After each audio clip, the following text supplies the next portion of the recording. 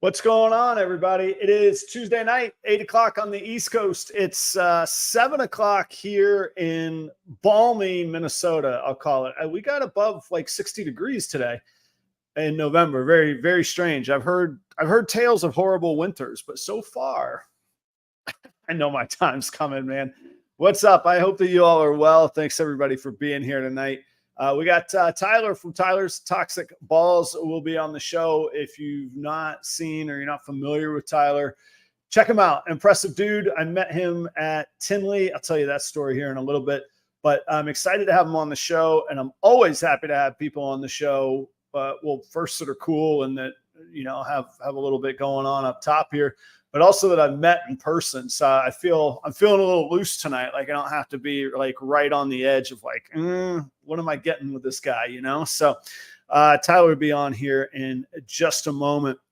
Let's see if there's any new faces. I think at 217 Pythons, if you're new, I don't think I've seen you before, but welcome if you are new.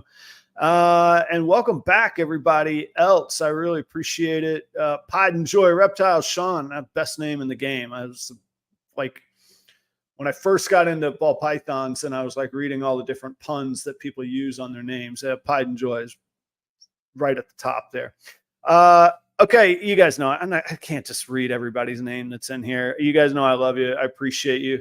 I will try and get to everybody. So 28 of you right out of the gate. I appreciate it. I don't have that many announcements. This weekend, I'll be vending at the Cold Blooded Exotics show here in Minneapolis. It's actually in a town called Bloomington, which is like where the airport is. So it's Minneapolis for all intents and purposes. Supposed to be, we'll see. Supposed to be the hottest ticket on the regional circuit. So we'll see what's up. Like, sometimes I do better at shows when they're not these massive shows and not as many breeders participate. So we'll see. But this was really, really highly regarded. Everybody recommended it when I first moved here or announced I was moving here.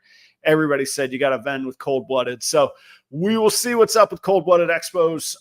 That is, I got to check. I'm mostly certain it's Sunday. I'm completely certain it's Sunday. It's Sunday in Bloomington at the DoubleTree in Bloomington, Minnesota by the airport. I got a shipping window. I got time. Like I say, it's like 60 degrees here. I could ship. Guys, if you've been eyeballing something from me, like, let's get on this. I'm going to FedEx in the morning. I can go to FedEx Thursday morning. Next week, I don't know. Next week it might turn legitimate November. We'll see what's up. So I'm a little bit concerned about winter sales and how they work around here. So I'll be busting my butt at shows and figuring out how to keep people happy through the winter. I'll be doing that. I do have some cool stuff that's coming that I haven't. I wouldn't say I've been holding it back. It's just not been ready, but that will be ready for this show. If you go to my Instagram, I just posted in the past day or two, I posted a list of everything that I have available. Let me see. I'll show it to you on the screen here. I should have had it prepped. Like I should have just had it like ready to go. Like, bam.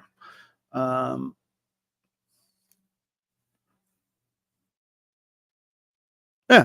See, there's a whole list of everything I got. Just go to my Instagram, check it out. If there's something you want to talk business on, let me know.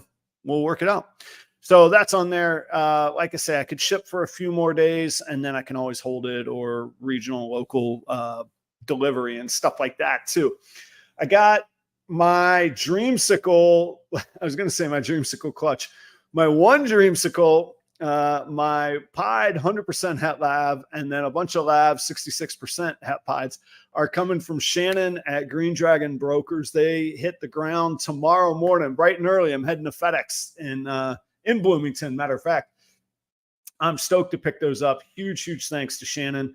There was a handful of people that I wouldn't say I couldn't have made the move here to Minnesota without them, but it would have been a real bumpy ride. So Shannon at Green Dragon Brokers is definitely one of them. Justin at Pressure Pythons. Boom. How about that impromptu? I'm still figuring out where that sticker is going to go, Justin. You got one on the beam, but I think I promised you a light switch. So I got to figure out, where that sticker is going to go. and Taylor and Danny at Chakra Scales up in Becker, Minnesota, just outside of Minneapolis. I couldn't have made this move without you guys, and I'm just forever grateful. But one of the things that people helped me out on is Shannon his female laid the eggs, and then he incubated them, and then we hit a dreamsicle, and it's on its way up here. So good stuff going on. I'm excited for it. So thank you all. I will have those tomorrow. Pairing season started. Let's see. Next week on the show, I got Doug Knacker from Hissy Fit. Is it Hissy Fit Reptiles, Hissy Fit Pythons? I should know this. I should have more respect for my guests. I'm sorry. You guys know who I'm talking about. Hissy Fit, Doug Knacker. He's on his game. Check out his YouTube videos. Check out his Instagram. This guy's good. He's been at it. You're going to want to tune in next week as well. He'll be here. And the week after that, I'm going to do my pairing episode. I'm not sure. I think I'm going to have some guests with me. Like, we'll do a little discussion panel. They could tell me where I'm wrong about pairing, or we'll just all have opinions. But I'm not sure how I'm going to do it. Maybe I'll do like my top 10 uncertain pairings. Like, we don't need to go through like 30 pairings, right? That's just like morph gene, morph could get odds, morph gene, you know, like, we don't do that all day. So I think I'm going to do like my top 10 need help on pairings or something. I'll figure it out. I'll have a compelling show by then. But Doug Knacker next week. That's graceful right there. That's going to be a reel. There you go. You saw it live.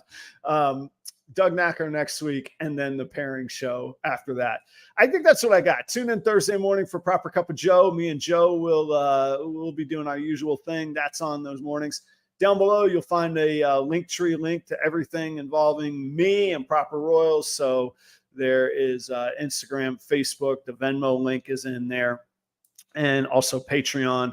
And what else? My direct email, my cell number, all that stuff. Go check out the link. And always, if you're enjoying things or you think you're going to, like, subscribes, all that stuff helps too. So there's 44 of you. Let's rock and roll this show. You guys came for some content, not to hear me run my yapper all night.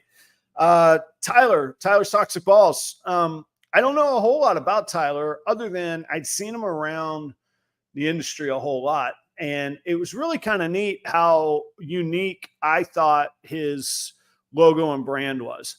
Because on first instinct, and it's always weird to talk about the person, Tyler's like listening. He's watching me right now. He hears what I'm saying. On first like impression, I was like, man, this looks like a kid drew this. Like, what is this nonsense kind of thing? And I looked, and at the time, I don't want to make this show, hey, look at this is a kid and he's breeding snakes, because he's not a kid. And let me tell you, he's got a lot of good stuff going on. So that is not going to be the theme of tonight.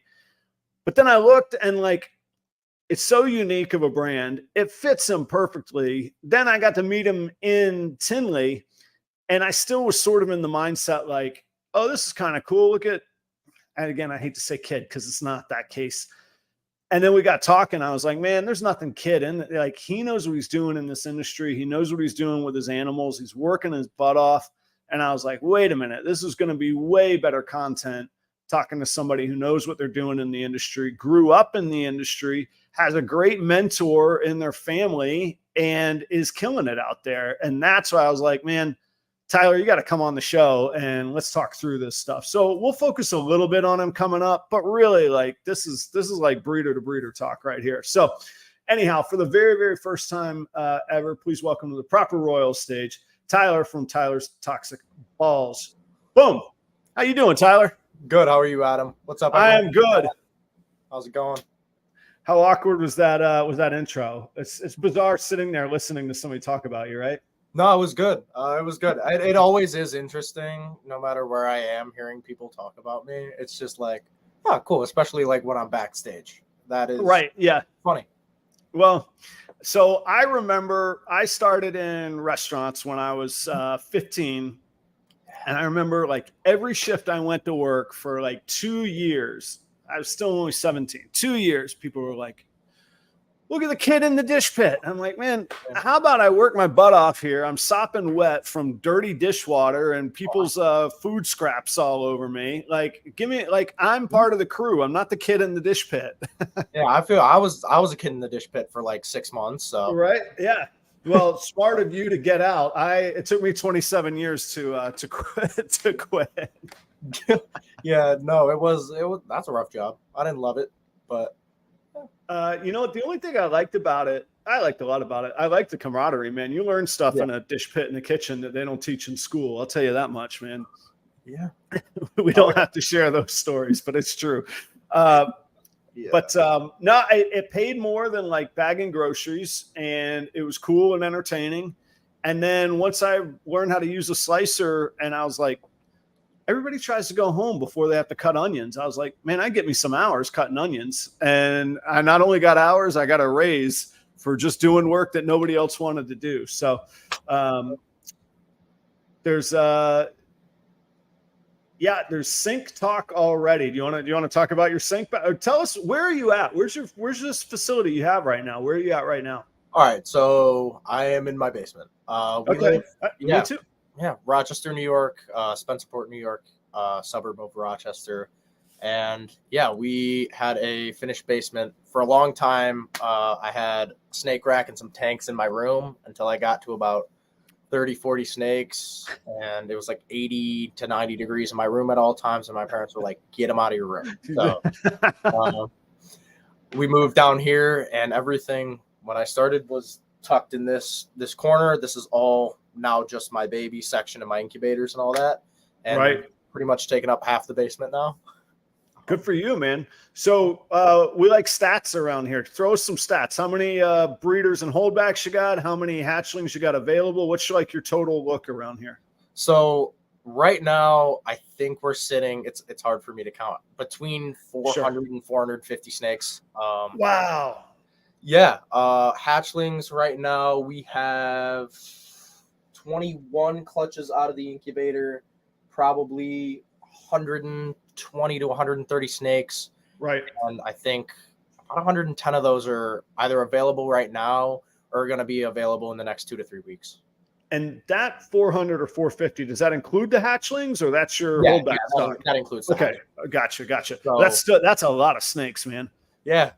All right. So that's you by yourself? Is that you and your dad? Who's handling these 400 and plus snakes? So it's me and my dad. Yeah. I say it all the time. Whenever I'm on live or people ask, I couldn't do it without my dad. He puts in just as much work as me, cleaning snakes, doing rat stuff as well.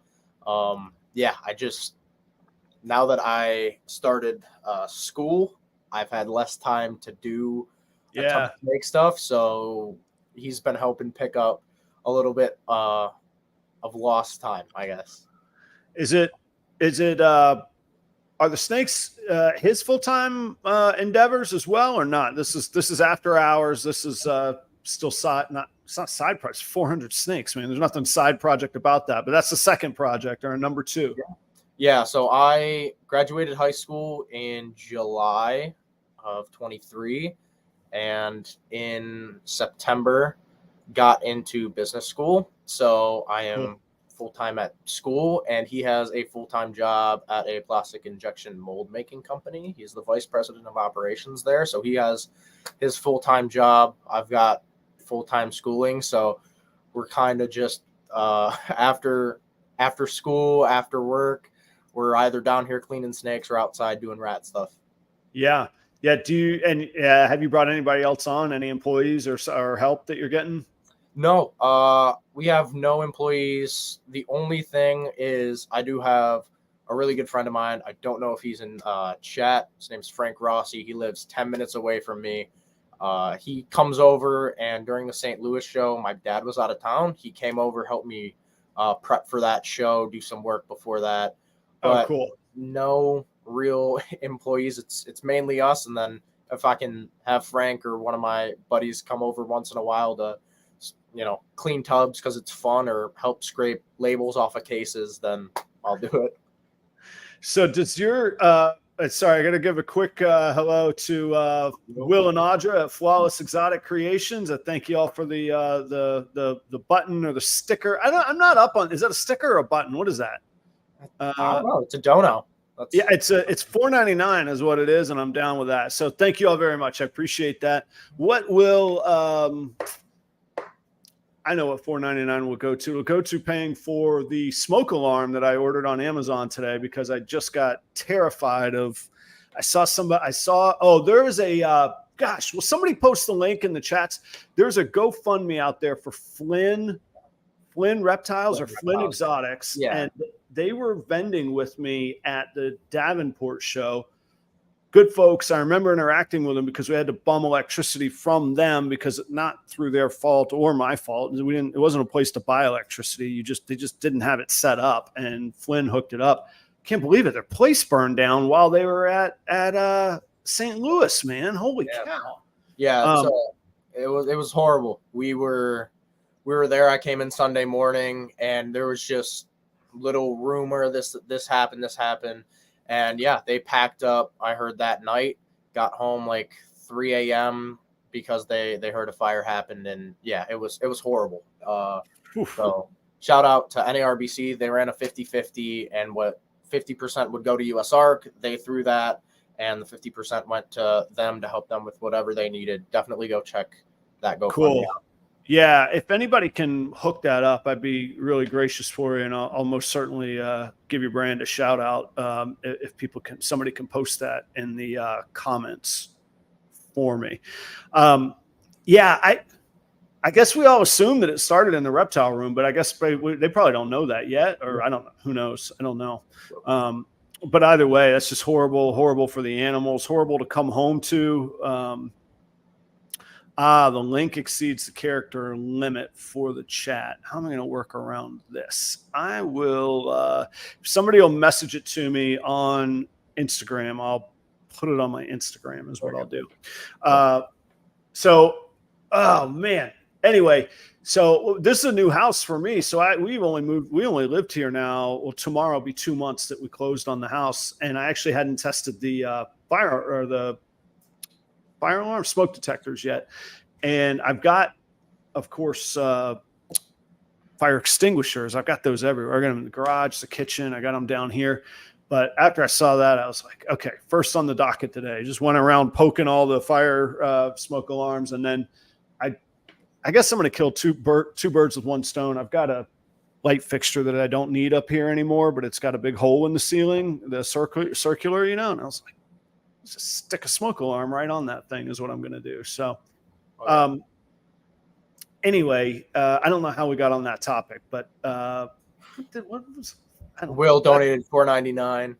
Oh yeah, Will donated $4.99, and I got to pay for a smoke alarm. Now we're that's why I have guests on the show. Tyler, you're gonna have your own podcast here before you know it, man. Just like the other 99 of us do. So, anyhow, thank you all, Will and Audra. So, you and your dad, 400 plus snakes there, and give us the quick we probably don't want to know the first time you picked up a garter snake out in the woods or whatever, but how did all this become a business? And I know you've been upfront about your dad being a huge part of this for you and a mentor for you along the way. So tell us about your dad in the background too.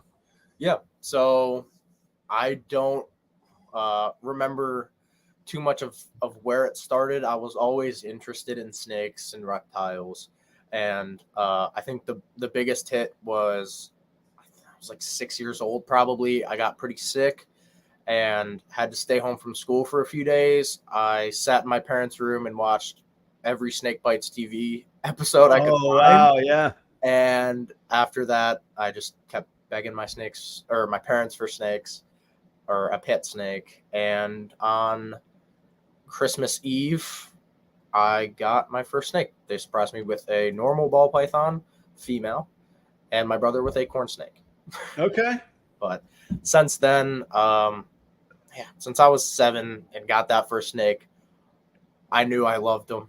They were cool on video and cooler in person. So I kept getting more and more. And when I was about 11, I had around 30 snakes, probably 25, 30 snakes, and was like, might as well try and breed them. I think it'd be fun and Yeah. just give it a shot, see what I can do. And I got my first 2 clutches when I was 12 years old in the same season. And I still have 1 snake from each of those clutches with me. Oh, that's cool. So, yeah, when I was 12, that's when I really got started with the breeding.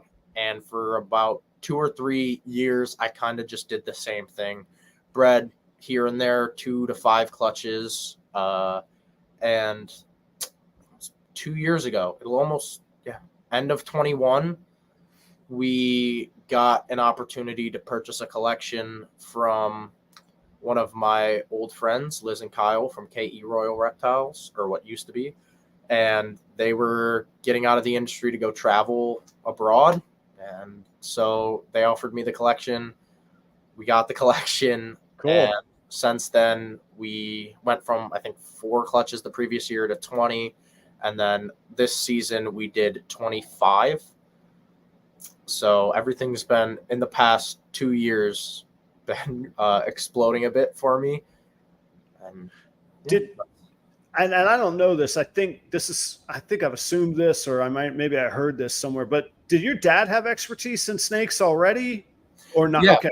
So, yeah. I don't know if it was expertise, but he had experience. Okay. Yeah, there you go. He had a good amount of snakes when he was younger, about my age now. He had corn snakes, king snakes, a few ball pythons, Burmese pythons, and throughout college, he had them. Actually bred the Burms. The first time was a complete accident. Got whoa, and you don't want to be surprised by Burm eggs, man. That's not. I mean, yeah, he got surprised. It was a big albino female to a normal male. Turns out the male was head albino. Got some albinos. And wow, that was 20 plus years ago. Yeah, and when my older brother was born, he's 20 right now. My parents decided it wasn't smart to have 18-foot snakes and a ton of reptiles in the house with a newborn, and got rid of them. So funny enough, I didn't know my dad had snakes until after I got snakes myself. Oh, really? Yeah, no. Okay. No, never mentioned them, but it is interesting. The second I did mention I wanted snakes, he was the one gung-ho, ready to get some more snakes.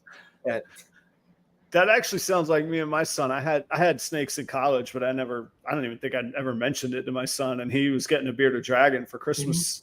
Mm-hmm.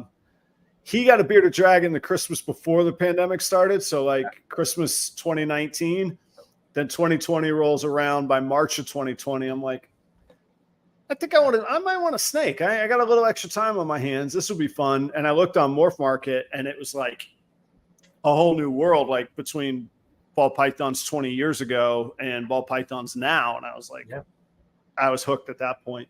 So I like saying, maybe I assumed it. I did assume it wrong. Because it's not true. I thought your dad was in the business and you would kind of come up in the business with him that way, but you guys had been just blazing your own trails then. Yeah. So he didn't even, when he had snakes, he didn't, he bred Burms, I think 2 or 3 times, and sold all of them to a pet shop where he knew the owner and was friends with the owner. So he pretty much would breed the Burms, sell them there, and then go about the rest of his time. So he didn't have too much experience in the business. And obviously I didn't either. So when I was young, I wanted them. And as I grew and showed more passion and more love for them, he grew with it, and he always loved them. But since we started breeding and all that, he loves it just as much as I do. So when did it, or maybe it's still not, but when, I mean, it clearly is not a pure hobby anymore. I mean, you're traveling across country to shows, so it's not a pure hobby. When did it switch from like, hey, this is cool, hey, we learned how to breed, to, hey, we should fund this because 400 snakes are expensive and there's a lot of money in the industry. Let's figure out how to get a slice of that. When did that mindset come around?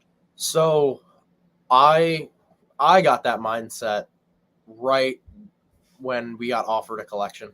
the collection deal, Okay. and we bought it.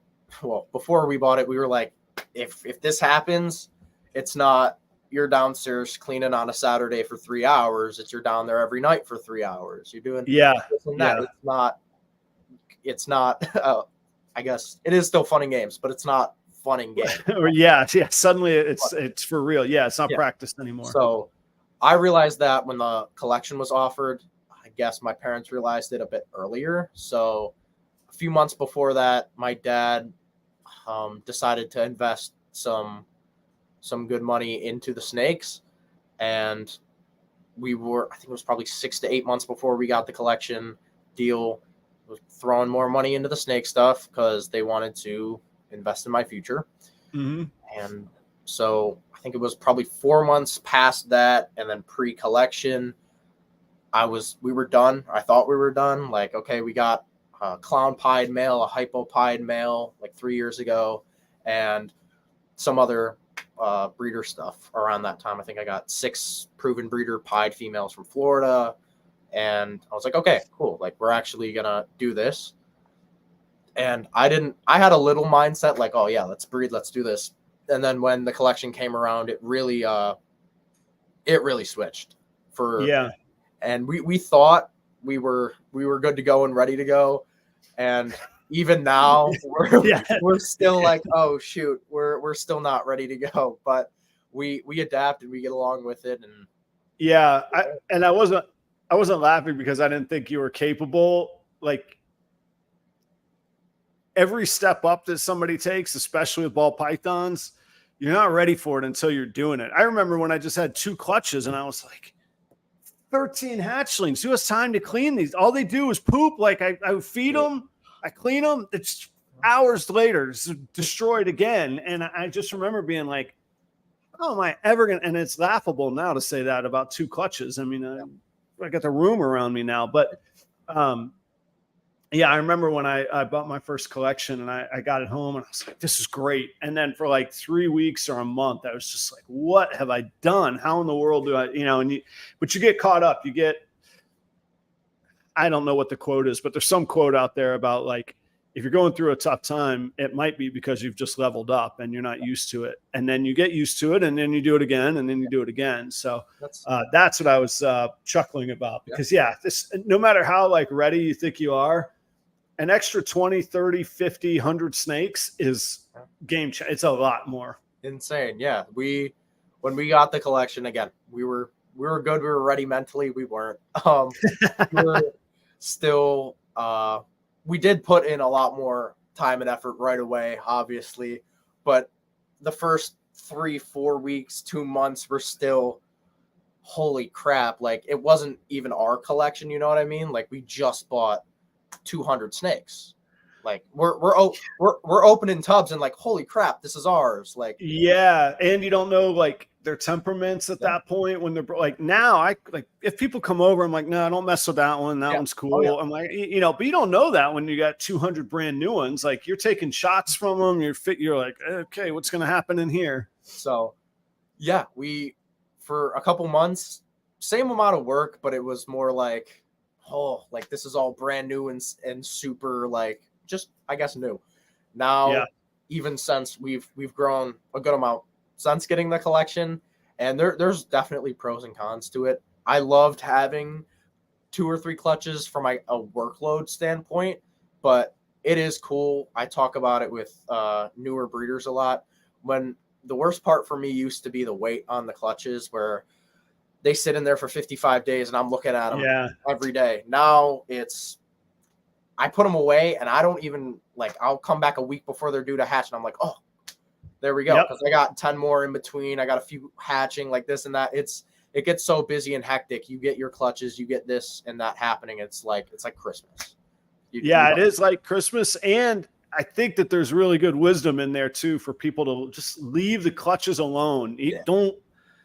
If mold happens, it happens. If it doesn't, Portuguese Pythons, one of the sponsors, they had a post, I don't know, 2-3 weeks ago on their Instagram, and it showed individual eggs that had molded in the batch, but it hadn't jumped to the other eggs. It's not the boogeyman. It just, some of them aren't viable to start with. Some of them aren't fertile to start with.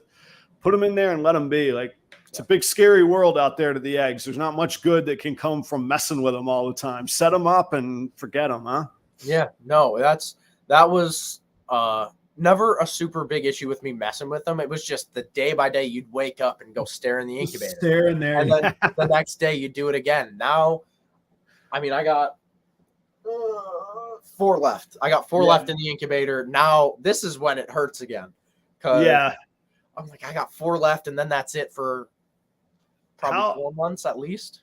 I was going to say, how long's your stretch of when you do have? Are you so you're not totally year round yet?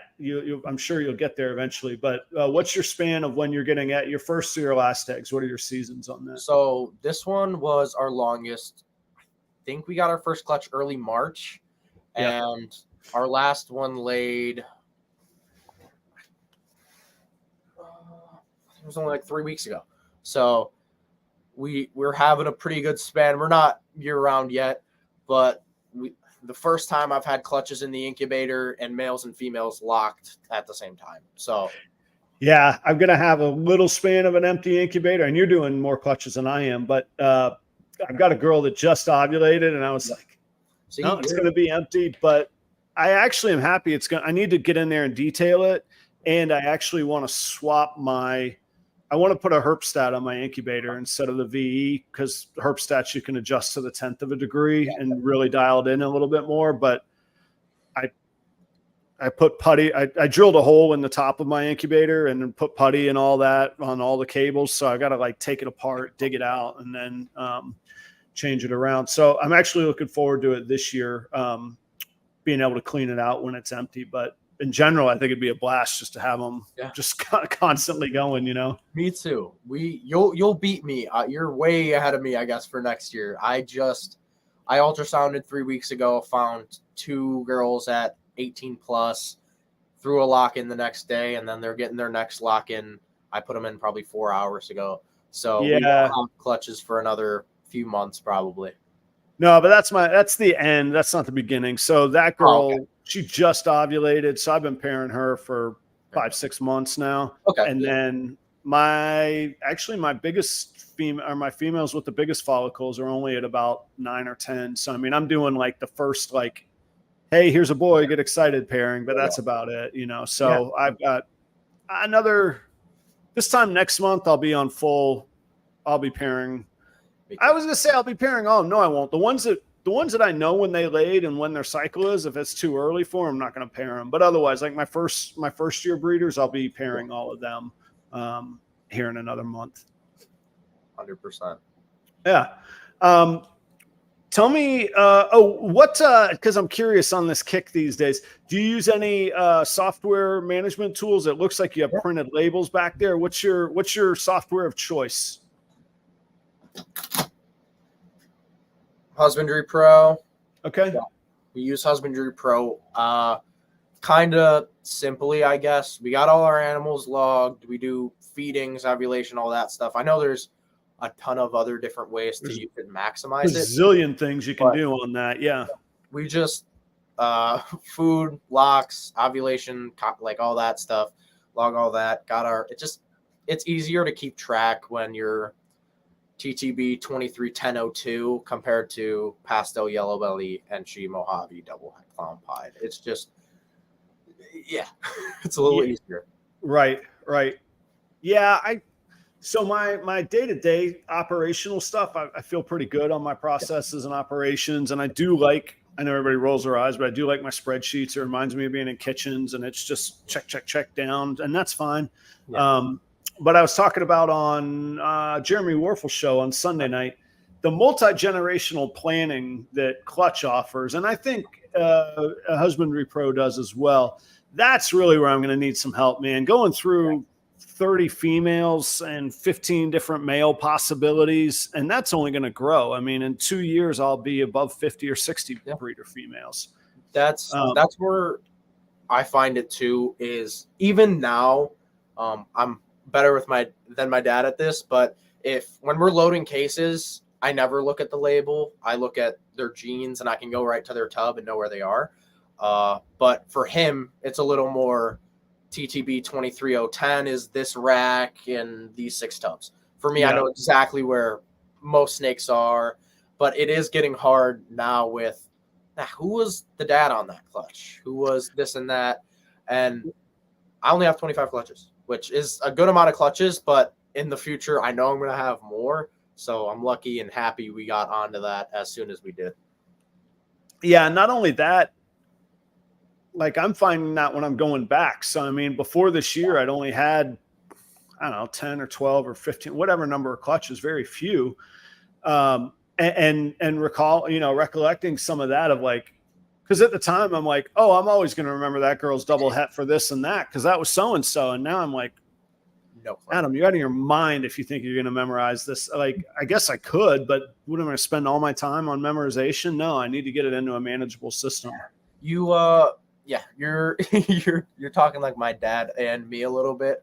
My parents got me like a notebook when I was young and had 15 snakes. And when did they eat? When did this and that happen? Yeah. I have it today, 0. Nothing's written in it. I was not that kind of guy. Still am not that kind of guy to write my stuff down. I always could.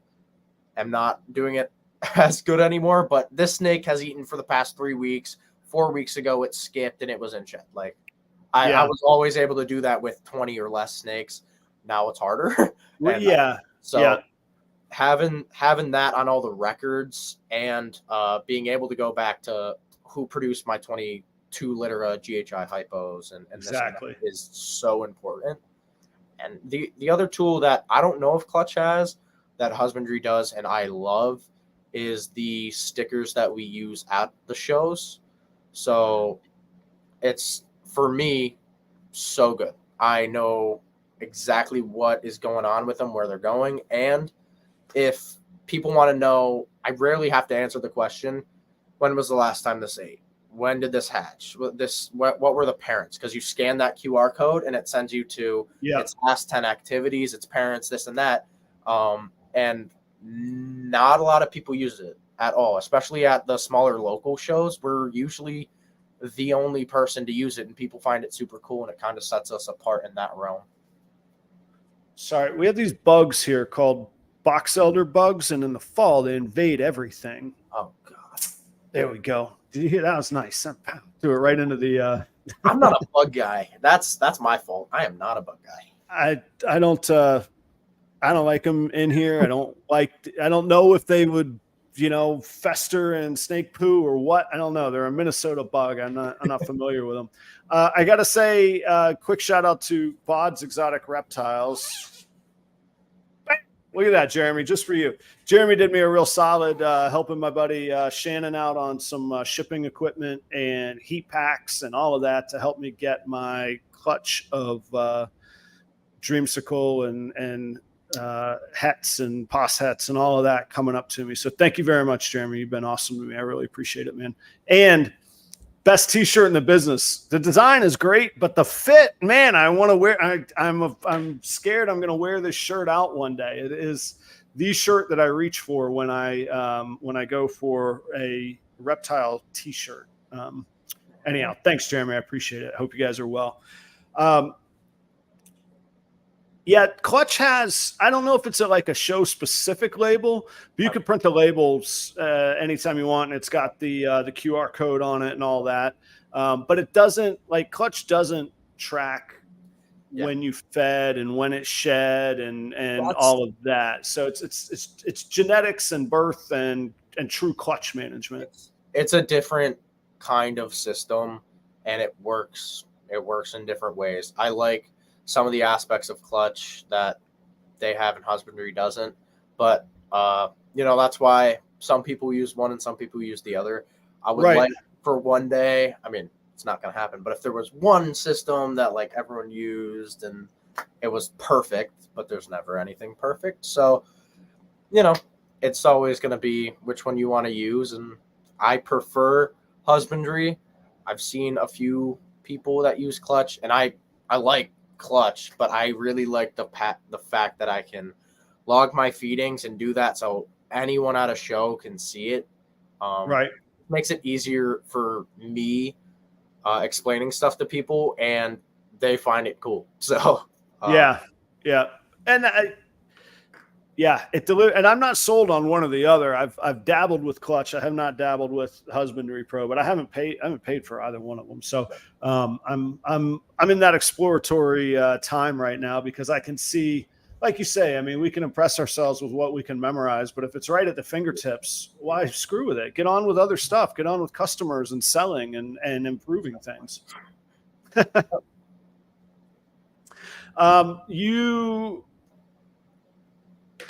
You got all these snakes. I think you said it was on air, but maybe it was in the green room. You're going to business school. What's the future? And that's a really weighty question for a dude that's 18. You're allowed to change your answer anytime. I'll never come back and be like, wrong. I remember my grandfather being on my butt when I was growing up. He's like, how do you not know what you want to do right now? I'm like, I'm 19, Gramps. I don't know, man. I'm just trying to make it day by day, man.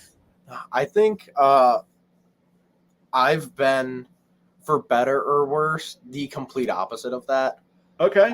So at least like broad scale, since I was 14, this is all I wanted to do full time. This is it, huh? Yeah, for me, this would be it. I want to get through school. We just finished our first quarter today. Was our last day of classes. Yep. So I'm on a 2-week break. I got 7 more quarters to go. It's a 2-year school all year round. Okay, and cool. Once we're done with that, I'm pretty much going to dive, hopefully full on into this. 2 years more worth of growth in the business and myself. Hopefully will do me some good.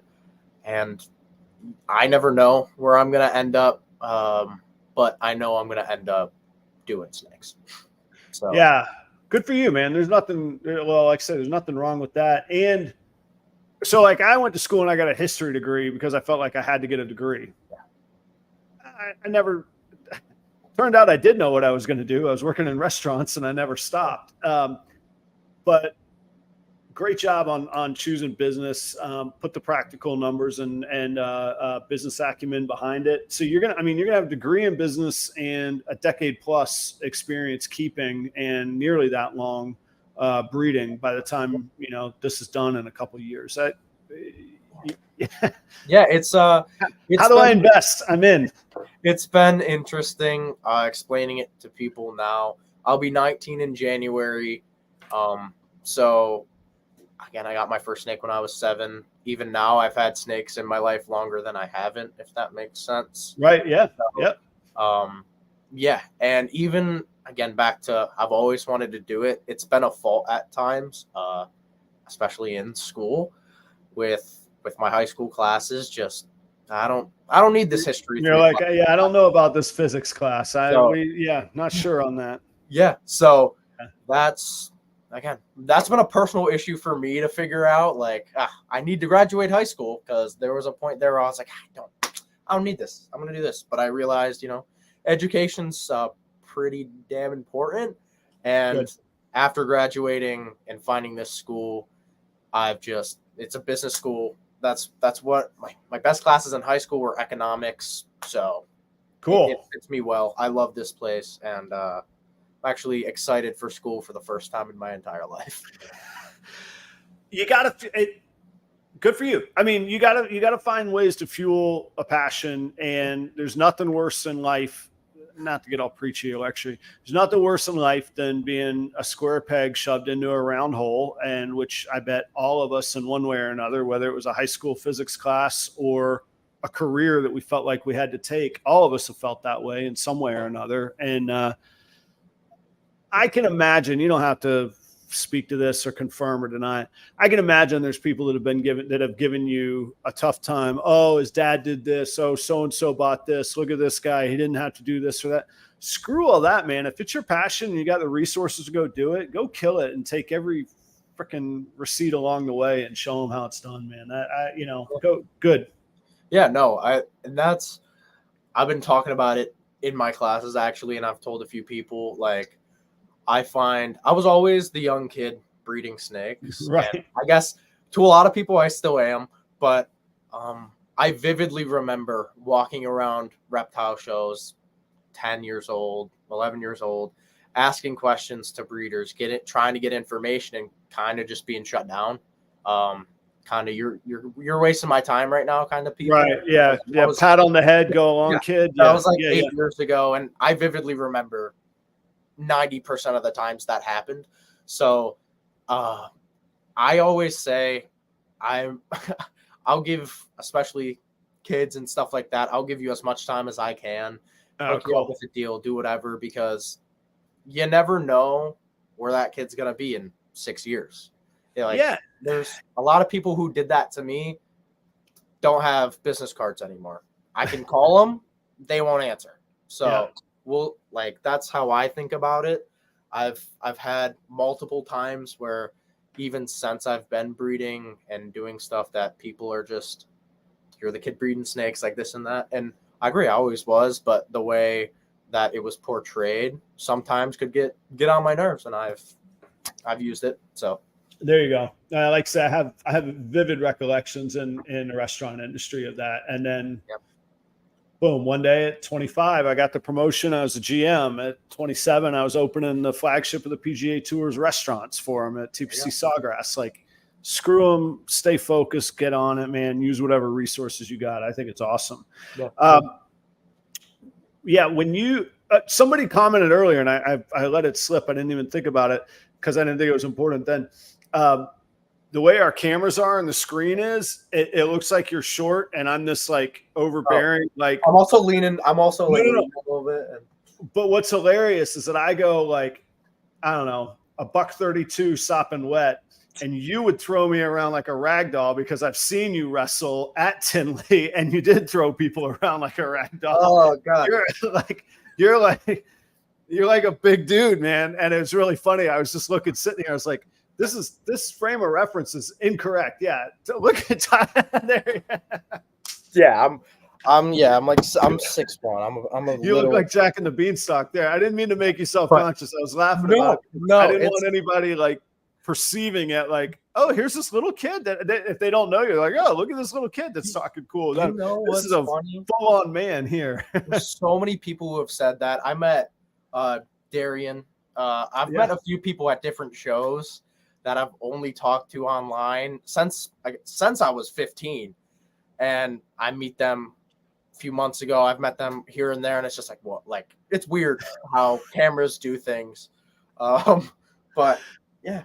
Well, so the flip side of it is one of our sponsors, Chris at B and S Reptilia. The first time I ever met him in person, we're down in St. Augustine, and Keys was there too. We all got together for lunch one day, and they were there before me. I texted today, I'm running a minute too late. So I walk in, and I'm by myself, and they're out on the back patio. I kind of beelined it through the restaurant, came through the door. Not, hey, Adam, how are you? Nice to meet you. Oh, yeah, there it is. There's Chris right there.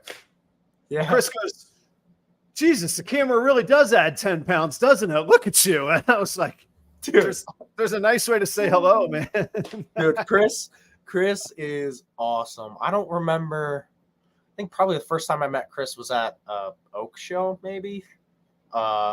And since then, he's a chipper distributor, and so am I. So there's been times, I actually, Chris ran out of chipper shipments when he was moving. So I made, I think, 2 trips out to Chris to deliver some of the extra chipper I had. I love Chris. Oh, cool. Awesome. Yeah, he's been an awesome resource. He's been a supporter since, I can't say day one because nobody knew me day one, but pretty early. Chris was a huge supporter and sponsor here. And then we met and hung out. We've ended Tinley together, which was great. Yep. So, I'm always happy to talk about Chris. And he's in Pennsylvania, which is amazing. Like, it was across the country from me before I moved across the country. So, anyway, he's been a good resource. But yeah, it's a complete opposite for me. People see me and they're like, I thought you were a little bit bigger. And I'm like, well, this is who I am. Sorry, man. Yeah. No, it's been the opposite for me. It's funny. Yeah, people are like, oh, there he is. Look at that guy.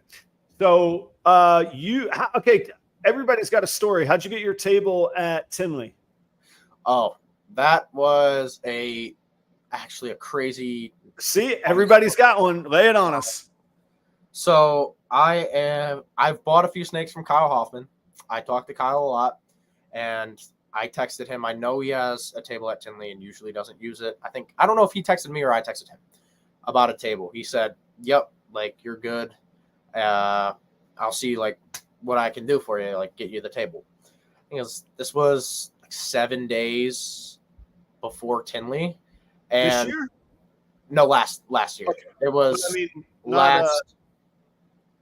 Or no, was it the March show? It was, the past March show. Okay, gotcha. All right. And so yeah, 7-8 months ago.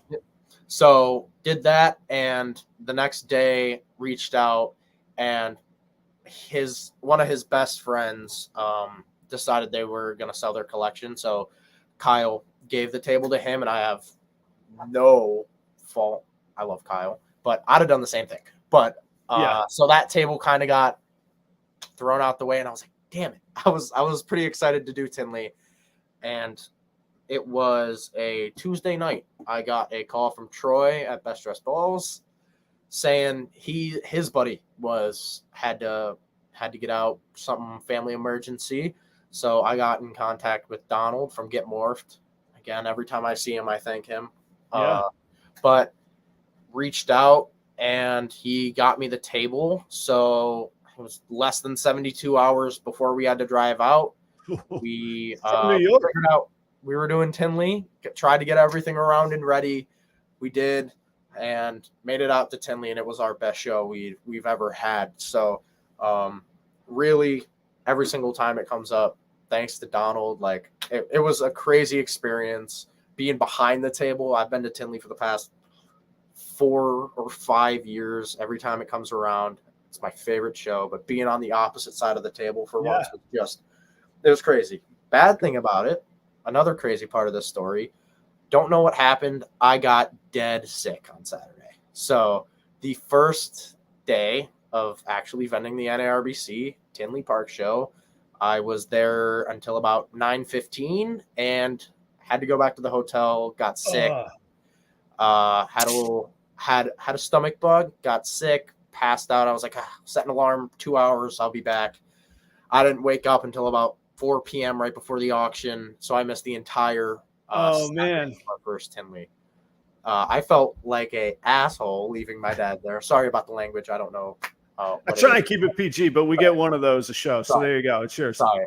I felt really bad.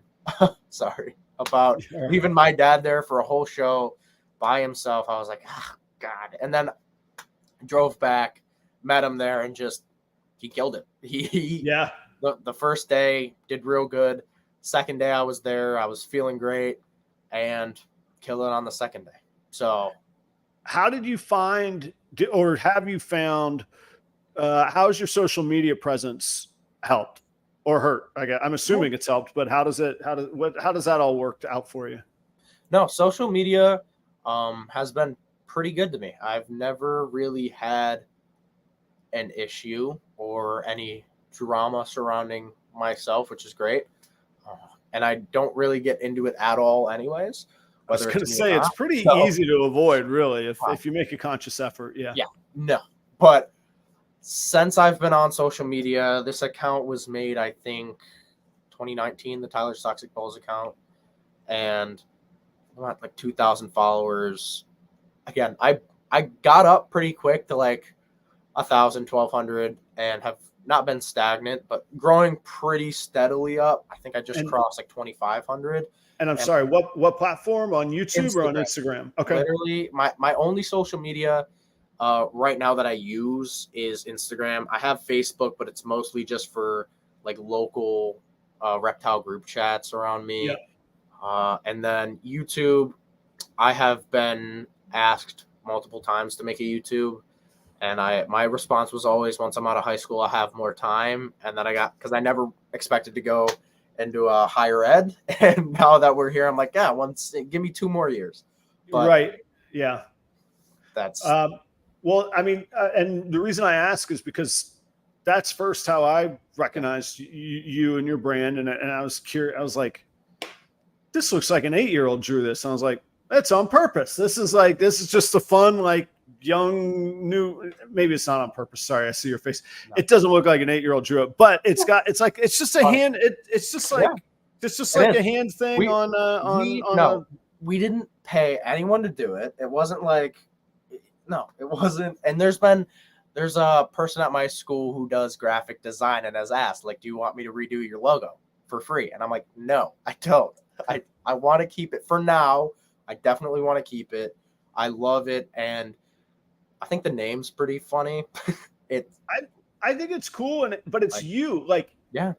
I tell people, like, this, I don't know, maybe I'm the old guy in the room now, but like rock and roll bands, like, what the hell is a Led Zeppelin? Oh, that's the band that Jimmy Page and Robert Plant are in. That's all you need to know about Led Zeppelin. Like, once it's you, it almost doesn't matter. And I will say, for all the trouble I'm giving you about the logo, if you look at your setup, you got the big, the 8 foot, the 8 foot wide, the really nice banner behind you. Your setups are cool. If you look behind you right now, all your stuff is orderly. It's even all the labels your labels are straighter than mine are, man. And I'm a nut about that stuff. Like, so, I think the actions prove it. So it's not me like crapping on the brand. It's it sticks out and it fits. And I know exactly who you are. There's nobody else in the room with that brand, that style, and then your own presence too is cool. So all of that occurred to me at Tinley. I was like, and that's why I was like, man, there's a lot going on here, man. I got to check this out. Yeah, it's definitely unique, 100%, and I love it. There's been a lot of love, and it's funny how people know me from social media, and they know me as, like, Tyler's Toxic Balls and all that stuff. And I love it. I really do. For everyone who follows me and likes all my stuff and my dad's stuff, if you don't know his Instagram, it's Tyler's Toxic Dad.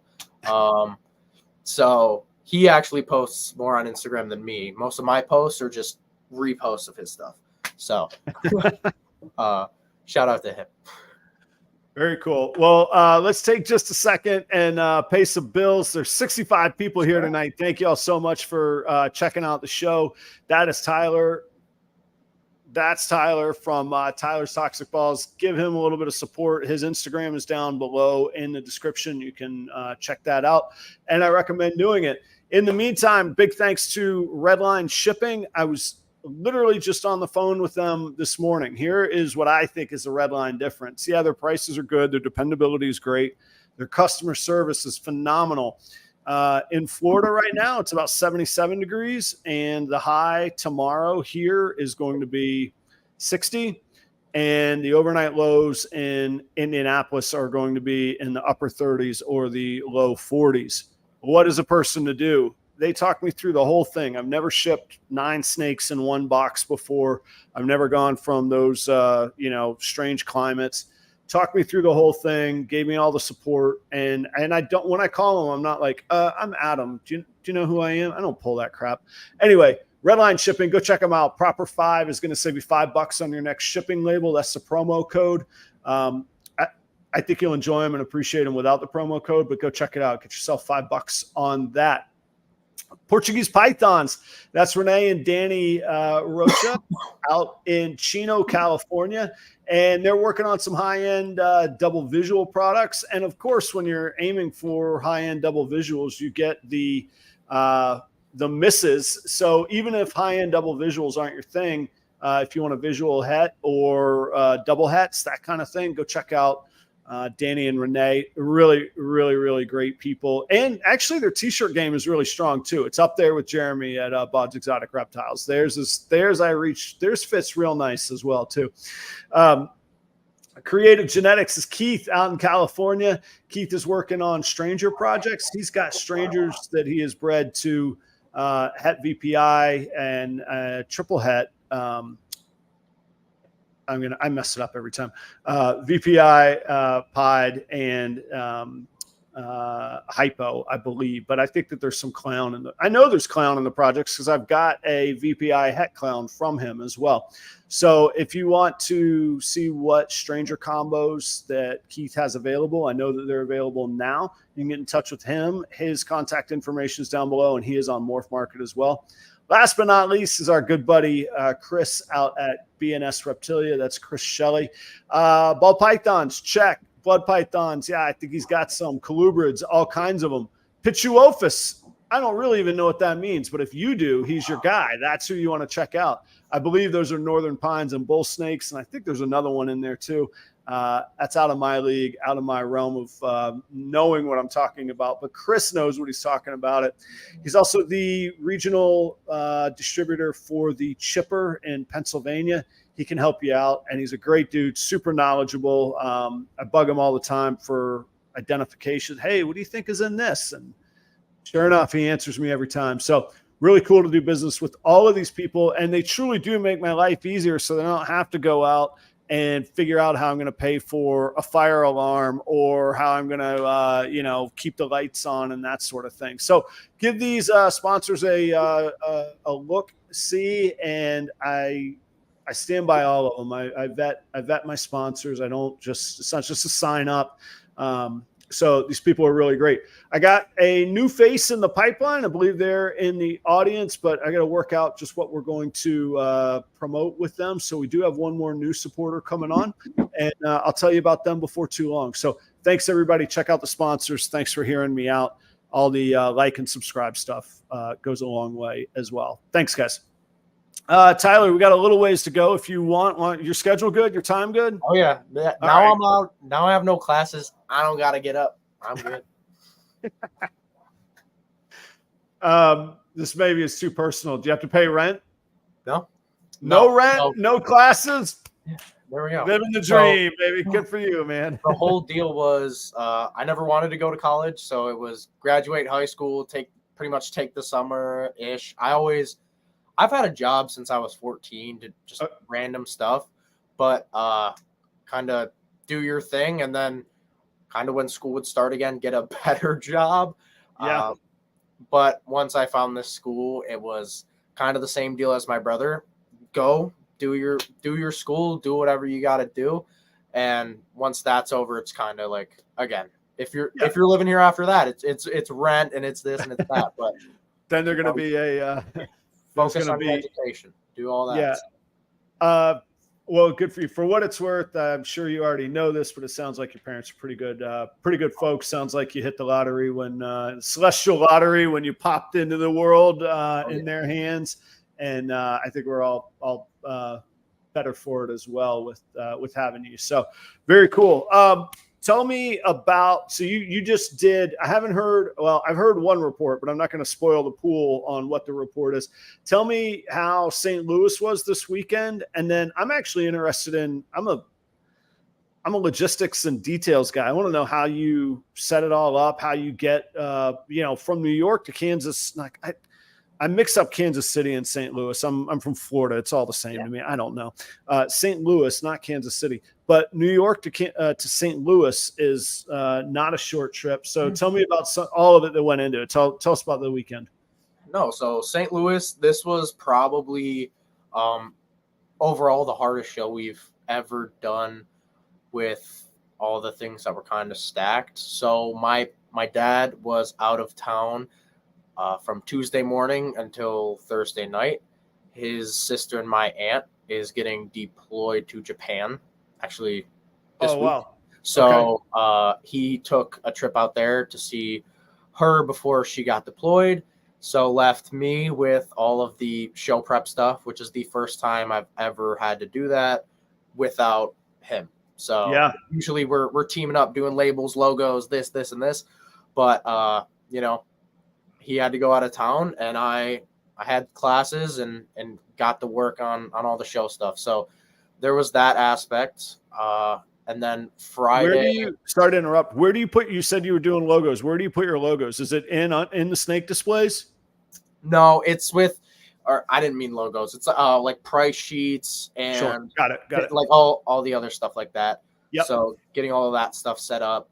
But he got home Thursday night, and we loaded all of these snakes into their displays, put them in their little suitcases, and woke up Friday morning at 3 a.m. and we're on the road to St. Louis. We have a Ford Transit van. So we loaded that up. We have the snakes. We have Chipper. We are the New York distributor for Chipper.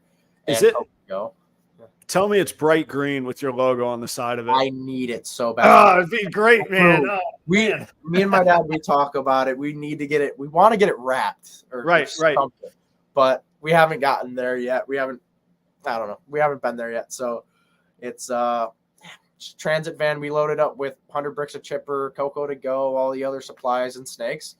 And it was about a 12-hour drive. I sleep most of the way, and I don't lie about it. So did they have the Friday evening or afternoon VIP? Yeah. Okay, so that sounds like hell. You're getting up at 3 a.m. You're driving 12 hours. Then you got to load in and set up, and then deal with some customers too. We got there around 2-ish and got all set up. Setup is super easy now. We went through a little trial phase with some super small local shows when we first started, just to get a routine in action. And every show since then, we did, I don't even know, over 20, 25 shows, something like that this year. And every time it gets quicker and easier to set up and tear down. So we're getting in there. We're setting all our stuff up. We were probably set up by 3:30-ish. It usually takes about an hour to set up, sometimes less, with mess around time and whatever. Who's saying hey to everybody. But did that, and to be honest, the Friday VIP was almost non-existent. So we got set up. We stayed with our table for a little bit, and after probably an hour ish, it was probably 4:30, we shut down. We walked, made our rounds to some other people, packed up and went to dinner, had a pretty relaxing rest of the night, and got up and did it again. So we went and got into the show, started at 7:30, which is I think Tinley starts at 8 for VIPs, which I never realized St. Louis was 7:30 for VIPs and vendors. 7:30. What? Was there people there? Oh, and sorry, really quick. Shout out to High Vis Pythons. That's Jennifer. She's also a Patreon supporter, so huge thanks to Jennifer. But check out High Vis Pythons, everybody. You'll see Jennifer and Owen in the future. They're buying stuff that I would still dream of. So you'll see them soon. Jennifer, thank you very much. Now we're on our way to paying for this smoke detector now. Chris says Nathan can wrap it for you. I mean, you can have the mystery machine before you know it, man. Dude, I think that'd be so sick. Or maybe a black wrap with the big green logo on the side. I don't know. We'll have to figure it out. But so 7:30. Jen says she thinks it was 7:32. I know for sure Sunday morning it's not. Yeah. Sunday morning it's 10 for both because it's whatever. Right. Sleep in, crazy decisions the night before, all that stuff. Yeah. Mm-hmm. So we were up, we were there 7:30, and it was pretty consistent through the whole show. It was VIPs were slow both days. And traffic was interesting. There was a lot of people, but not too many sales from the entire room from the people I talked to. There were a few specific people, 3 or 4 in particular, that I talked to and said, yeah, we did pretty good, or we just did good. But most of the consensus was, yeah, we broke even. We did, or it was not a great show for them. And, so. Yeah. And those happen. And there's marketing times, and I find I can overthink this stuff, but I know on the very same weekend, the very same days, the reports I got from Tampa were on fire. Tampa Repticon. I heard incredible business about that. So there's regional differences. There's who knows what's at work. What I just in my brain chalked it up to, and it is interesting hearing that Tampa was hot that weekend, was obviously the Morph Madness sale ended just a week prior. And there was, I don't know if the analytics are public or how I even got a hold of them, but there was millions of dollars spent on ball pythons between the 20th and the 30th. Yeah. So I was like, okay, that's a lot of money that people have just spent on snakes. And then always the holidays are coming up.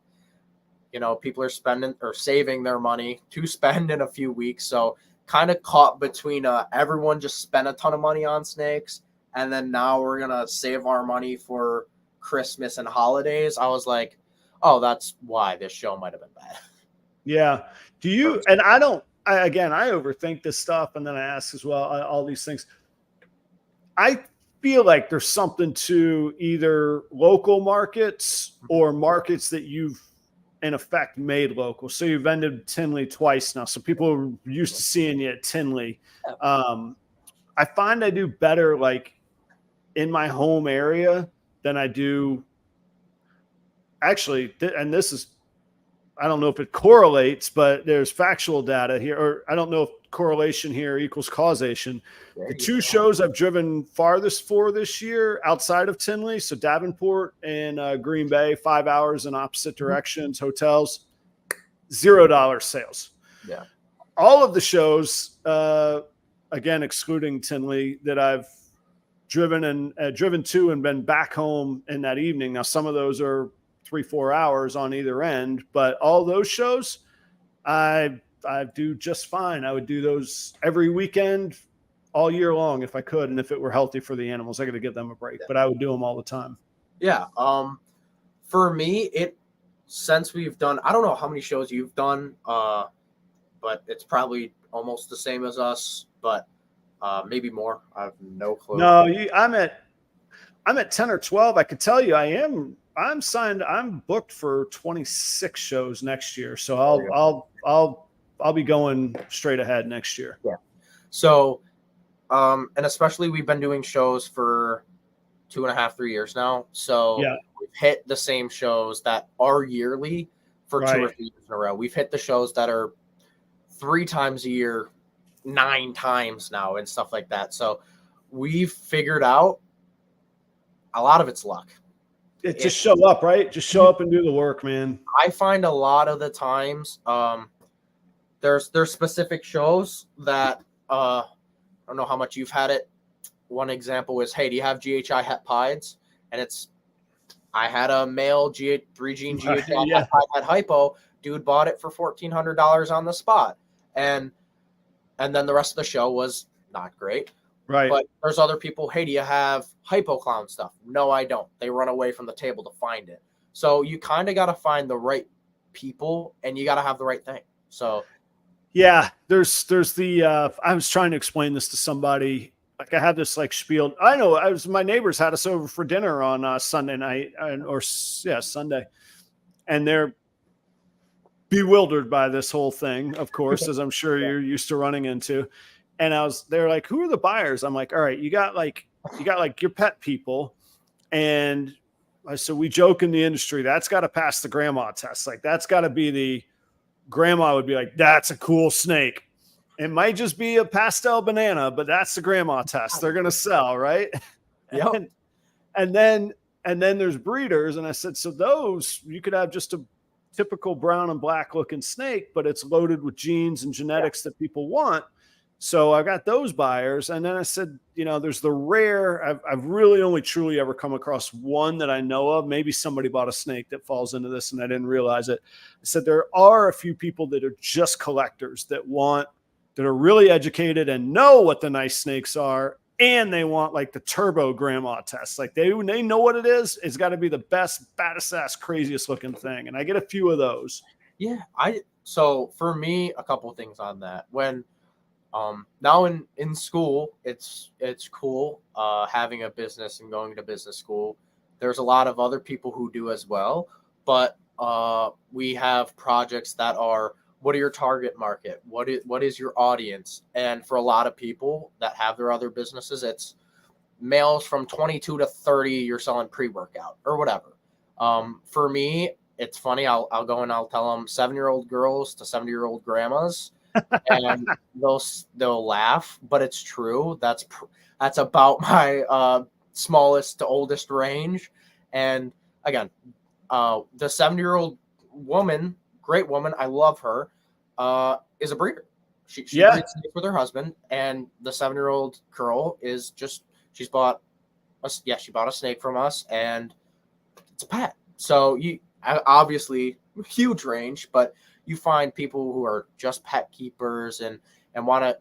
Doesn't matter if they have 5 or 10, they're keeping them as pets, and they probably don't want to, even if they could breed. And Right. then you have the people that are crazy, like you, me, and everyone else in here that breed snakes. To everyone else is crazy. For me, it's freaking great. But it's like, yeah, you got the people who are spending money on snakes to breed and then sell and make money, and it's like, what are you doing? Like, no one. It's weird when you say that to people who have never heard it, and no one from my school had, and they're like, I didn't know that was a thing. Like, Right. they just Yeah. think that the snakes from PetSmart or whatever just show up there. Yeah, they don't. Yeah, there's just like a snake genie that pops them out, and there it is. You said something that I'm sorry. You said something that caught my attention, though. You said specifically 7-year-old girls and grandmas. Both of those are women. They're females. So I don't want to go down a rabbit hole of people's opinions of Darian. But for all Darian's shenanigans, he posts some pretty insightful business stuff too. Oh, yeah. And one thing I've been doing lately is boosting Facebook ads in my local market, especially for the pet and grandma test market. Okay. And then the other day, lo and behold, Darian says, hey, boost your best ads, put your logo in them, but then target only women in your market because they're much higher likelihood to interact and respond on social media versus, I guess, guys will just look at it or we'll see it, or I don't know.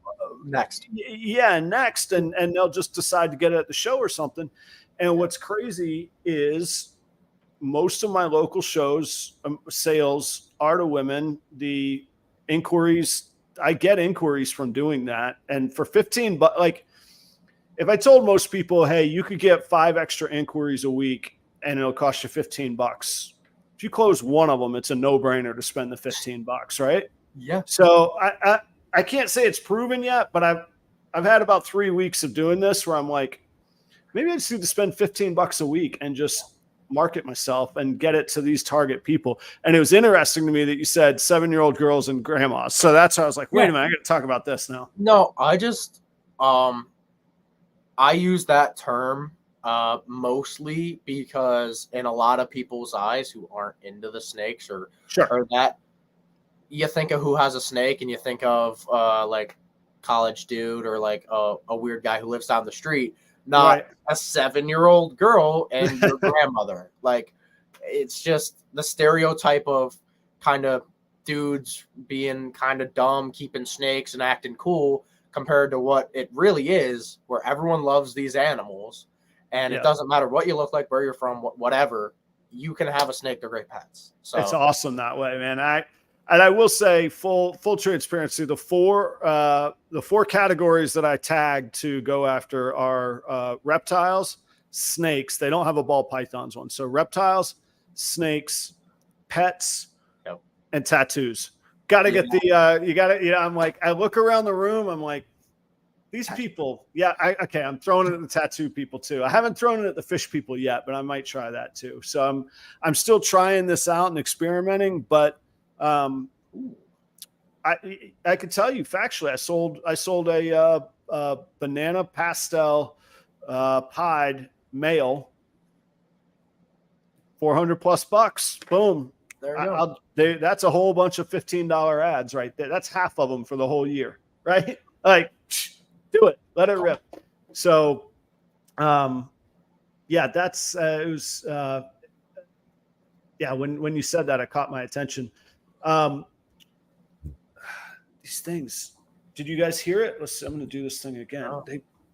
Nope, I missed it on that one. It's horrible. I probably shouldn't be doing that on a live stream anyway.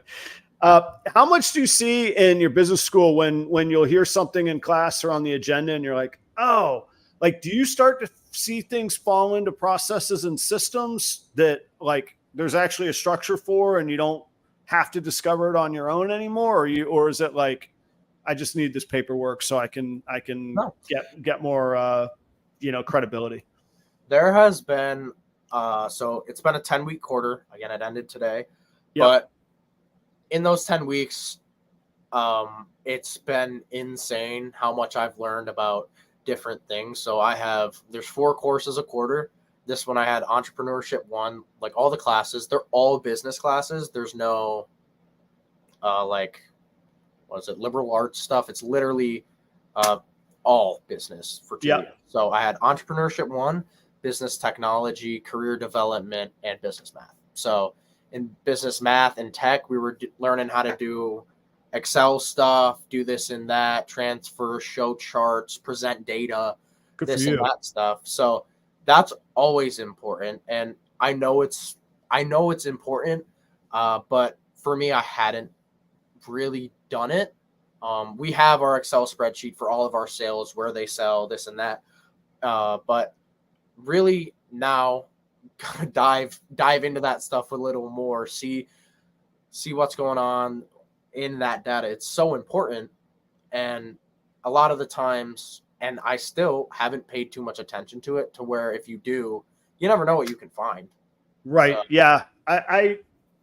You're on the right path, man. I can remember I had a boss that said, we're going to put a satisfaction survey on every table. And I was like, you're out of your mind. I do not want to go down this road. This is absolutely not.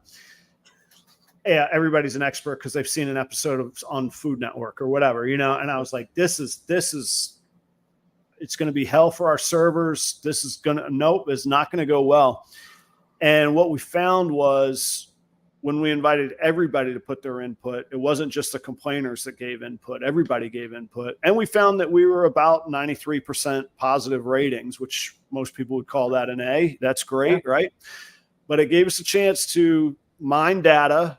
Oh, this question perpetually is at 40% and the rest of them are at not. Okay, now we know where to focus on to fix. Guys, it's not people picking on us. It's 100 people that said question number 4 is a problem.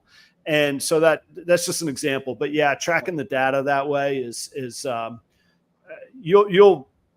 think it's awesome. I love hearing this story. I think it's cool. I don't want to, like I said, I don't want to be the old dude that's like, oh kid, you got this coming. You're going to love it though, man. And you're going to start finding ways of leveraging that. Yeah. Shannon says, I swear he says something. Let me show it here. A breeder we both know, Adam, starts with S, ends with E. Sold his last banana in his collection. Talked about getting out of the kid grandma market. I know who he's talking about, and that guy's been a great mentor to me. He's been real huge supporter and supports the breeder community in Florida. Is fantastic. Look, he tells me that I sell soccer mom snakes. He laughs at me about it. He gives me a hard. We're good buddies. He gives me a hard time. That's his term. That when you hear me say soccer mom snakes, that's what he called them. If he doesn't need them, and he can, but that guy sells $2,000, $3,000, $4,000 snakes on the regular as well. If I'm not mistaken, if we're talking about the same person, and maybe we're not talking about the same person, I heard one time he had a slow January and only did $19,000 in revenue. Fine, I'll handle the soccer moms for a little longer. Okay. Like, it's cool. So yeah, it doesn't fit for him. I sold more bananas than anything else at Tinley this year. Yeah. So getting into that even a little more, I've been Dale's laughing. Dale knows. I'm sorry. So Dale, Shannon, Jeremy, a few of these other guys they were kind enough to welcome me into their circle, and I had to be careful with how far I'm pulling the curtain, but they know who I'm talking about. But with I guess the soccer mom snakes, I have recently, and for a while, like, we have snakes on our table, $50 to $4,000. That's right. I like that because, and there's ways I figured out to bring people in more. I find if you put your I'd say lower to mid-level, mostly mid-level stuff, front 2 rows of your displays, people are going to come, they're going to look. If you put your $2,000-$3,000 snakes down there, the first thing they see is $2,000, they run away. They don't. Yeah, scared off. Yeah. So I found that after a couple shows. So I was like, let's move those up to the top where they're a little harder to see unless you're looking for them. Yep. and then all the mid-level stuff goes right in front of your face. But for me, this is just my opinion, having the mid-level Soccer Mom snakes has been very important and helpful in a ton of different ways.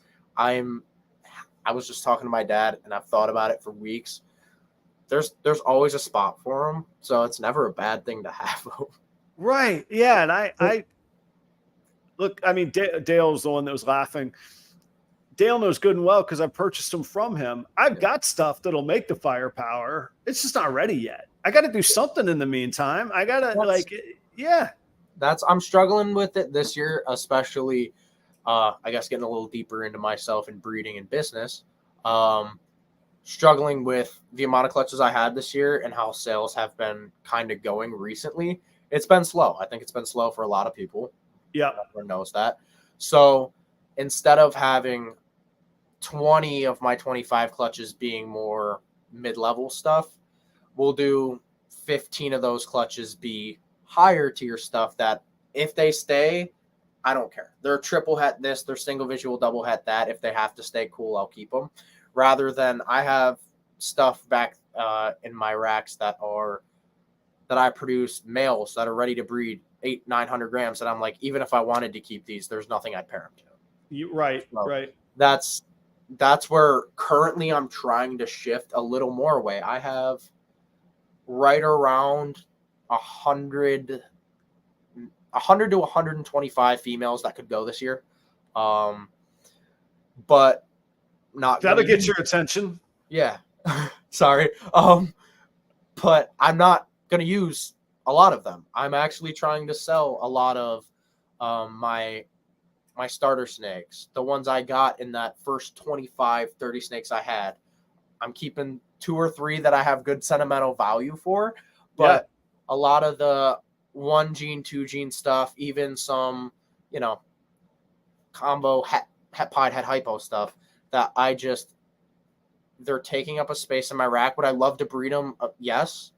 But the way it's going this second, it's like, hey, I'll put that clutch in for something that's a little different that I haven't done yet. So trying to figure out, I think, a balance in your $50 mid-level and then your high tier stuff is the most important thing to have, because if you're just banking on selling, unless you're a select group of people, if you're banking on there selling, are people in that tier. Yeah.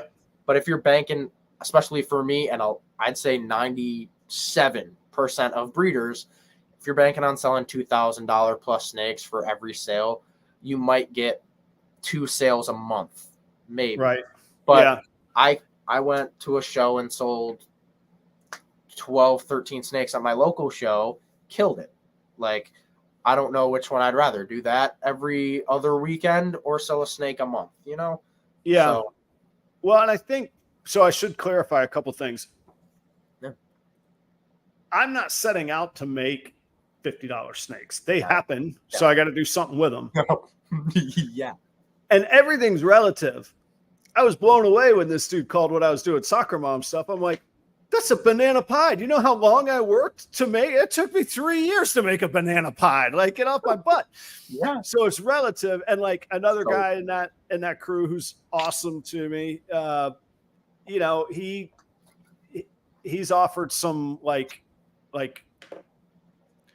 bundle sales, and he's like, this stuff I don't really want to deal with moving. And I'm like, that's a female orange dream pied. Forget moving it. I'm just going to buy it from you. Yep.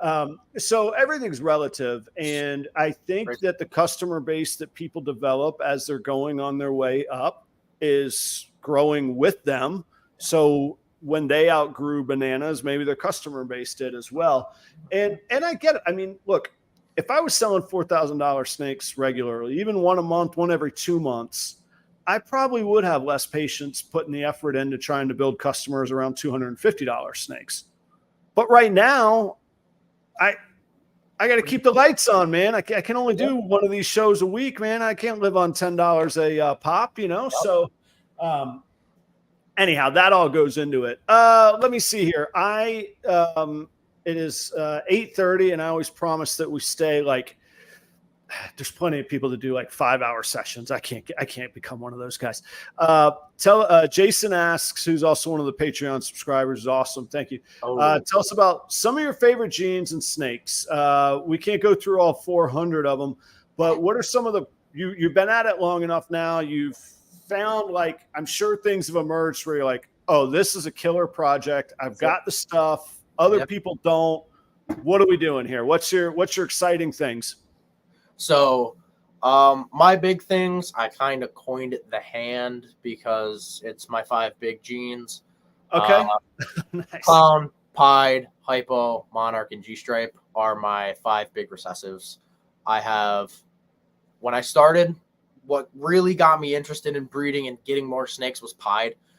So a ton of my stuff, whether I produced it or I bred it, it's het Pied, it's posset Pied, it's visual Pied, it's double het this and that, but Pied's in there. Right. So I have so much Pied. Hypo is right behind it. I love Hypo. A lot of people didn't and still don't, but it's such a good gene when you get They're just fighting it. If they still don't like it, they're just fighting it. They're like, oh, I've already publicly said I don't like it. I just got to stick with it. I got to stick with it now. No, the Hypo's killer, man. It's bad. And Monarch is one for me that has become right up there with Pied for my favorite gene all time.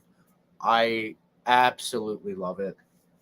I don't know. I have a male Monarch, breeder male, and 3 females. 2 of them are hets. One of them's a visual. So, and I got my first 2 clutches of hets this year, het cool. Monarchs with combo. So that's really where I want to like push a lot of stuff into is Monarch.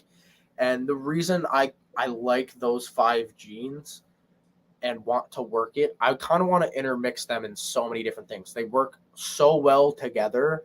Hypo Clown's great. Clown Pied is great. Monarch Clown, there's only been a few, but they're freaking amazing. Yeah. So when you, I know it's not the same, and I wouldn't patronize you by comparing Monarch and Ultramel, but I just picked up Pied Ultramel project 1.3 of that. So I hate when people say that because I love Ultramel. It's such a nice gene. And when people say Team Ultramel and Monarch, I'm like, I like them both. I just happen to have Monarch. Yeah, I just say, give me them all, man. I'll take them all. And that's my thing is I have right now, I'm in the process of trying to slim down a bit, getting rid of some of these kind of knockoff weird projects. I have a project of, it's like lavender VPI Xanthic G-Stripe Pied. I sold 3 or 4 of them, 3 of them to a guy who's in chat, one of my buddies, Sean from SJS Exotics. Oh, yeah. And was actually going to hit him up sometime soon and be like, I'm selling the rest of them. But cool. If you want them first. But I don't know. I'm trying to slim down my stuff. So eventually, recessive-wise, it's those 5 are my big ones. I will have little bits of sunset here and other stuff here and there, but those 5 are kind of going to be the base of my collection. Breeding wise with those this year, I have some super fun projects to try and integrate some of those together now. I bought a Fire Monarch female from Troy at Schaumburg. She was almost breeding size at the time. She's right now, I think 1,700 grams. Cool. And I also bought a male at Tinley from Jason Kittinger. This is probably my most anticipated or one of the best clutches of the year for me. He's got such great stuff. He's a good dude too. He and his family are awesome. What'd you get from Jason? Super Enchi Orange Dream Hypo Clown, breeder male. Yeah. So I will be throwing those together to make everything will be Enchi triple het Hypo Monarch Clown. I'm stoked about that. I've seen the Monarch Clowns. There's only been, I think, 1 person to make Monarch Hypos visual so far, and I loved those. So I think eventually getting Enchi Hypo Monarch Clowns or just Monarch Hypo Clowns in general is going to be a huge thing. The other pairing I have with Monarch that's huge is my Monarch male to my Clown Pied female. I did it last year, and she got up to like 18, 19 millimeters. and reabsorbed for the second year in a row. Still worse, isn't it? Yeah, 2 years straight. I bought Yeah. her almost breeder size. First year I bred her to a clown pied, reabsorbed. Last year, the Monarch was Posset pied, and I got his shed test from Gray Rider Reptiles. And it turned out he's not het pied, which kind of sucks. But you know what? I'll still make clown pied Monarchs. And so those are probably my 2 really big Monarch, at probably 2 of my biggest clutches for next year, just hets and project wise. I have probably about 10, depending on how I want to use males to those females, 10 to 12 females that could make double visual clown pieds this year. I have, I think Enchi Lemon Blast, Leopard Vanilla Yellow Belly, some other cool genes in there that will make some nice clown pieds, because that was my huge favorite, best project forever. Still is, actually, until I start getting some cool Monarch stuff. It might take it over. But so I have a lot of clown pied stuff as well. And those double hets have finally raised up to where I can put them to some males. Try and make my first double visual clown pied. I missed it this year, but next year I have about 10 times more chances to do it. There you go. It's in the mix, right? A lot of clown pied, as much Monarch as I can make. And I have some other hypo clown stuff, like that male from Jason's going to go to a pastel Russo clown het hypo. Those are fun. And codominant wise, don't know why. GHI is so fun to me. That's cool. I liked GHI, and then I started hatching my own, and I was like, oh yeah, no, this is cool. Yeah. I might have to show this thing off. Wait, where is it? No. All right, you get one snake to show off. I know. Hang on, let me give you the bigger one here. There it is. It's GHI Mojave Fire Black Pastel Yellow Belly 66 at pied female. I just like it. It's cool. So no hypo? Not in that one. I have. Wow, it looks it, huh? I know. I have GHI hypo too. That's probably a big top. When I got a super GHI hypo I produced last year, who's almost 1,200 grams right now. Yeah. So I love that project. But yeah, that's kind of me for now. Focusing as much as I can on those 5 projects. I guess slimming down the odd ends and adding more onto those 5 projects is what I really want to do. But that's it for now. I think after a little while, everybody goes through like the focusing, but then once you start that, you're almost always looking at, all right, what's the focus? What makes sense to keep on, and what needs to get trimmed off? And I think through that I haven't been very active in letting go of things, but I am going to have to before long, because you just have to. Yeah. So where can people see you next? Where are you going to be at next in person vending? So our last show of the year is this weekend in White Plains, New York. Oh, that's a good show, I've heard, isn't it? Yeah, so it is an interesting show. They canceled it for 3 years straight due to COVID. They did all the vaccines and stuff there, so it was shut down an extra year than most places were in New York. So they didn't have a show there for over 3 years. It's been back. This is, I think, its 4th time. The first 3 times have been very weird and slow. It's not the same show a lot of the old vendors say. They're kind of trying to restart their market again. So I do enjoy the show. It's a good show. But if you're in the area, White Plains, New York, come check it out. I think we'll be on the main floor this time. Again, I love that show. And that's our last show for the year. Yeah. All right. Tyler, it's been awesome. I love when we go right up to the time and it still feels like a whole lot to talk about, because that means we just got to do it again. Come back sometime. I'll see you in Tinley in March. Yeah. Oh yeah. I'll be at all the NARBCs from now on. We got tables at New Dallas, Texas. That was the only one we'd never done. And so cool. We'll do Dallas the next few times. Okay. Well, guys, go check out Tyler's Toxic Balls. He said he's got like 2,500 followers. He should have like 26 or 2,700 by tomorrow morning. Go check him out. Give him some support. He's doing awesome. And Sorry, that's an understatement. He's been doing awesome longer than most of us have been in this, myself included. So keep it up, man. I can't wait to see, and I can't wait to hang out in person again, man. I really look forward to it. I'll see you in March. Thanks for being here tonight, Tyler. Thank you, Adam. Thank you, everyone. See you guys. Cheers. See you guys.